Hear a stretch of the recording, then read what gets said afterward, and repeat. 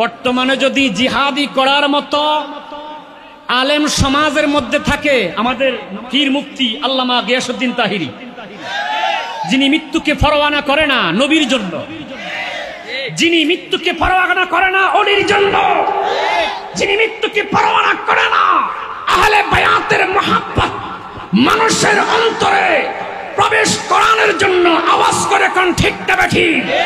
এই মুফতি গিয়াসউদ্দিন তাহিরির বিরুদ্ধে যত শত মামলা হোক, মুফতি গিয়াসউদ্দিন তাহিরি ভয় পায় না, নবী আছে তার কলিজায়।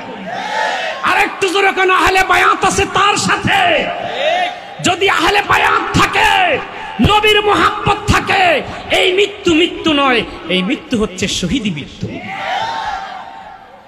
আল্লামা মুফতি গিয়াসউদ্দিন তাহিরি সাহেব, আপনি নির্দ্বিধায় সামনে এগিয়ে চলেন, আমরা ইনশাআল্লাহ আপনার সাথে আছি।